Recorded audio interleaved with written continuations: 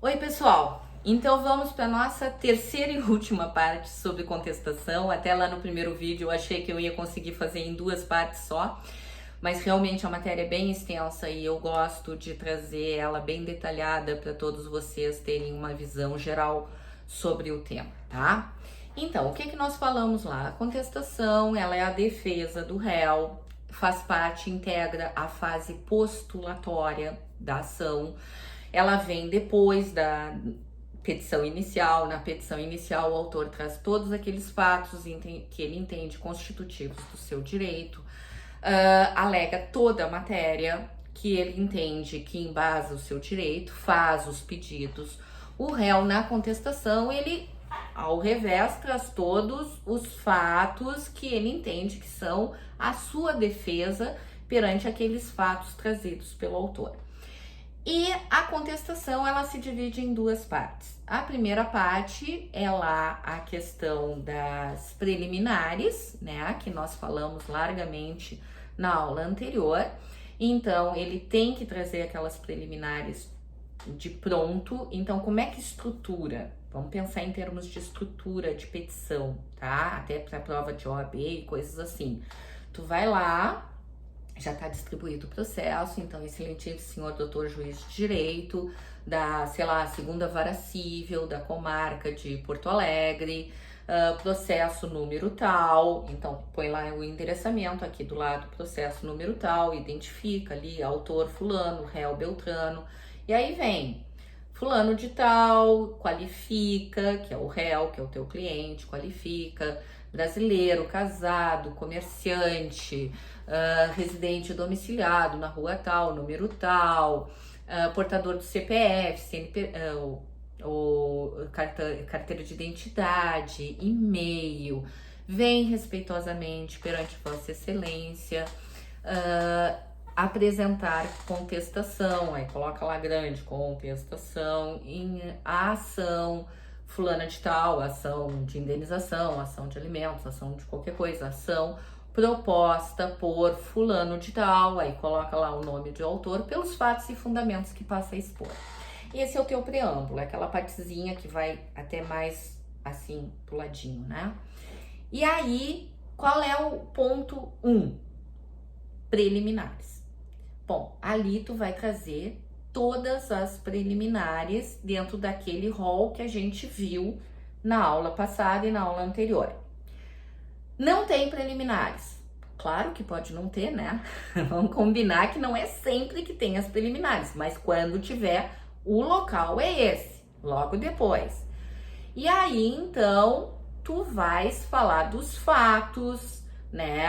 Tudo o que aconteceu, a tua ótica dos fatos, tu vai trazer todos os fatos que tu entendes, que a tua versão, né, daquilo que o autor falou do direito. Então, nós temos a questão das preliminares, já falamos, e essa parte do direito nós vamos fazer a defesa de mérito, propriamente, né?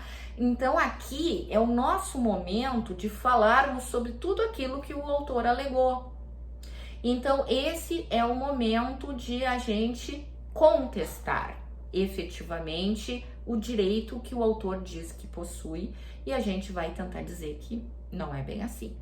Então, essas defesas, tá? A defesa de mérito, ela é aquela que ataca os fatos que o autor diz que constituem o seu direito. É por aí, a gente tem que atacar exatamente o que o autor está dizendo, tá? Não diz respeito a formalidades processuais, essas estão lá nas preliminares. Agora a gente está falando de defesa de mérito, diferente, tá? Mas se refere ao conteúdo do direito e os fatos que constituem esse direito que o autor afirma. É esse o ponto que a gente tem que observar. Bom, essa defesa ela pode ser direta ou indireta, tá? Na defesa direta, eu pura e simplesmente digo, não existe, ponto. Não existe isso que o autor está pedindo. Não há possibilidade desse direito que o autor está pedindo, pura e simplesmente porque a gente negou a ocorrência daquele fato. Ou ainda, a gente nega as consequências que o autor diz que aquele fato causou. tá? Então, por exemplo, o autor entra com uma ação de dano moral, tá? Eu posso pura e simplesmente negar as consequências, dizer, vem cá, aquele fato que tu tá narrando ali, sei lá o que pode ter havido, foi um arranhão no carro, no meio do trânsito, aquilo é um mero dissabor. Vamos combinar que aquilo não é ensejador de dano moral. Eu posso simplesmente, eu reconheço, tá? Arranhou o carro ali, beleza. Mas dano moral, menos, né? Então, eu vou negar a consequência daquele fato. Ou pura e simplesmente eu vou dizer que o fato não existe. Como que eu vou dizer isso? Bom, como assim? Como assim eu não bati no teu carro? Nunca cheguei perto do teu carro? Eu tava viajando, o carro não é meu? Sei lá. Eu simplesmente tenho que negar a ocorrência daquilo. Sempre lembrando, pessoal, que na contestação, como na petição inicial, toda a prova documental ela tem que ir junto, tá legal? Não esquece que na contestação tu manda a prova documental junto, porque ali é o teu momento de mandar, tá? Então, tu pode realizar essa defesa direta. Uma coisa, não se admite uma defesa genérica. Tipo assim, não ocorreu, ponto. No penal tem isso, né? Não sei muito direito penal, mas parece que no penal tem aquela defesa assim, não ocorreu o fato típico, ponto. Né? Não, aqui eu tenho que dizer que não ocorreu, tenho que provar que não ocorreu, tenho que trazer todos os elementos para sustentar aquilo que eu tô dizendo. O 341 do CPC, ele diz que incumbe também ao réu manifestar-se precisamente sobre as alegações de fato constantes na petição inicial, presumindo-se verdadeiras as não impugnadas. Gente, cuidado. O autor falou fato A, B, C, direito A, B, C. Tu na contestação, não A, não B, não C, não A, não B, não C. O que tu não impugnar expressamente é tido como verdadeiro. Então, cuidado. Cuidado na impugnação. Tu tem que impugnar ponto a ponto. Pode haver a possibilidade ali de daqui a pouco, tudo bem, tu não tem nada para impugnar, aquilo é verdade, então fica quieto, então não fala nada, que tu sabe que vai ser considerado que o que tu não impugnou é verdadeiro, tá? Então, o 341, ele coloca que presume-se verdadeiras as alegações não impugnadas, salvo, então exceto, tá? Primeiro, não for admissível a seu respeito a confissão, tá? Então, existem fatos que não se admite a confissão, né? O ente público, por exemplo, não pode confessar, tá? Então, não dá para se alegar a presunção de veracidade contra o ente público, tá? Segundo, a petição inicial não estiver acompanhada do instrumento que a lei considerar substância do ato, né? A petição inicial veio falha, não trouxe um instrumento para comprovar aquilo que ele alegou, tá? E estiverem em contradição com a defesa considerada em seu conjunto, tá?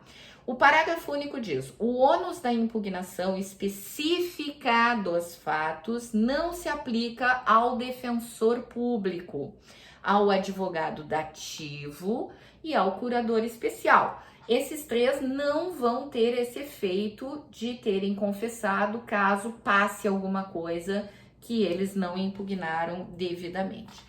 E nós temos também a defesa indireta. O que é a defesa indireta? Bom, na defesa indireta, eu concordo, aconteceu aquilo, mas não aconteceu bem assim do jeito que o autor está falando. Então, eu trago na defesa indireta os fatos impeditivos, extintivos ou modificativos do direito do autor. Então, o autor está pleiteando lá uma indenização. E aí eu vou dizer que prescreveu. Existia o direito de indenizar? Até existia, mas prescreveu. Ele não manejou a ação a tempo, entendeu? Então, esse é um fato impeditivo. Impede o juízo de se manifestar sobre aquilo. Simplesmente prescreveu. Não tem o que fazer, tá? O autor vem lá pleiteando uma indenização de 10 mil. Eu digo, mas para aí, tá aqui, eu te paguei, tá aqui a transferência bancária, tá aqui o Pix. Eu te paguei 8.500, eu não te devo 10.000, eu te devo 1.500. Então, é um fato modificativo ao direito do autor. E também pode ser um fato extintivo. Sim, eu te devia, mas eu te paguei integral. Tá aqui o depósito, tá? Então, essa é a defesa indireta. Eu assinto, eu concordo que o fato existe, mas tem alguma coisa para modificá-lo. E aí eu tenho que trazer, gente, 350. Se o réu alegar fato impeditivo, modificativo ou extintivo do direito de autor, este será ouvido no prazo de 15 dias, permitindo-lhe o juiz a produção de prova. Porque daqui a pouco o réu traz alguma coisa e o autor, não, peraí, esse documento é falso, peraí, essa alegação não foi bem assim, o réu tá torcendo o negócio. E aí ele vai ter oportunidade para falar e a peça que ele vai falar aí é a réplica, tá?